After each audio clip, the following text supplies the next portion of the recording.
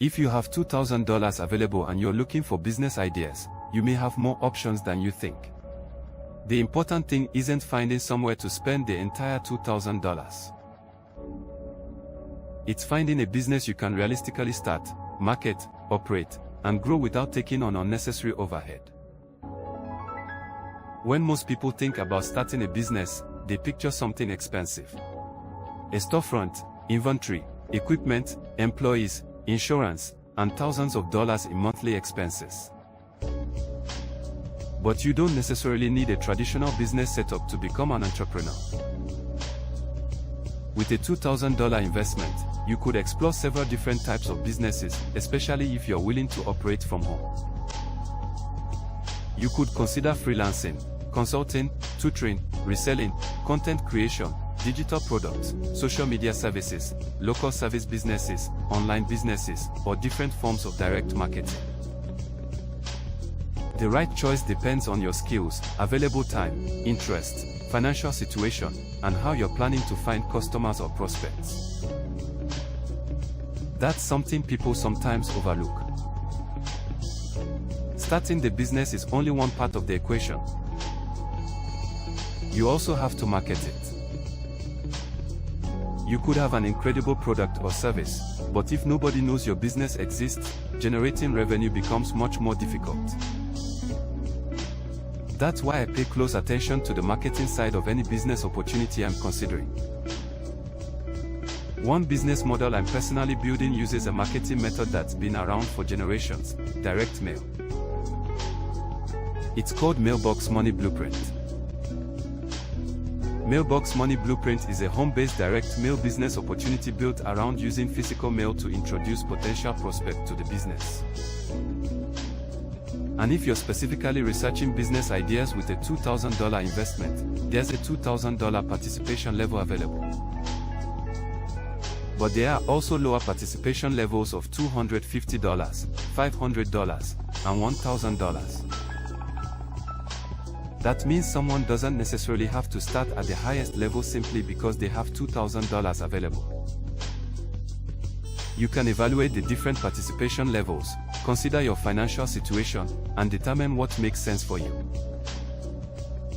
The basic concept behind the business is straightforward. You use direct mail to put information about the opportunity in front of potential prospects.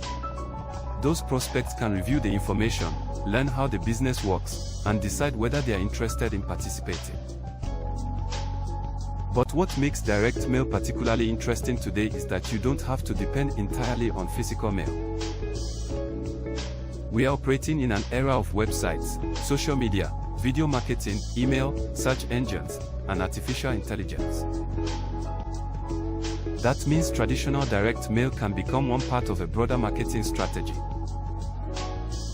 You can mail information to prospects while also creating online content that helps people discover your business through other channels. That's the approach I'm personally interested in. Old school direct marketing combined with modern technology. Another major consideration when starting with $2,000 is recurring overhead. Some businesses may have a relatively affordable startup price but become expensive because you're required to pay monthly membership fees, software subscriptions, advertising costs, inventory expenses, or other recurring charges. Mailbox Money Blueprint doesn't require a monthly membership fee. That doesn't mean running the business has no expenses. You still need to consider postage, mailing materials, marketing, and any optional advertising or technology you choose to use.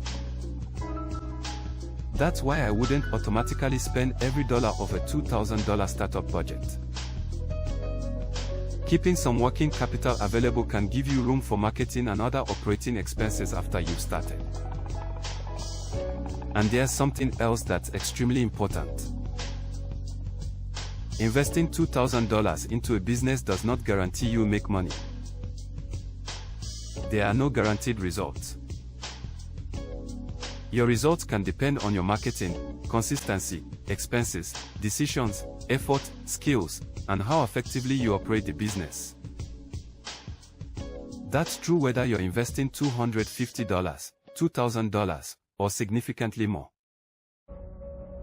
So if you're researching business ideas with a $2,000 investment, look beyond the initial price. Ask yourself what you'll actually be doing every day. How will you find customers or prospects? What are the ongoing expenses? Can you operate the business around your current schedule? Can you run it from home? And most importantly, do you understand the business well enough to consistently work it? That's how I would approach a $2,000 business investment. Don't just look for somewhere to put your money. Look for something you can actually build. And if a home-based direct mail business sounds interesting to you, take a closer look at Mailbox Money Blueprint. Learn how the business works, review the different participation levels, understand the expenses and responsibilities involved, and decide whether it fits your goals and financial situation.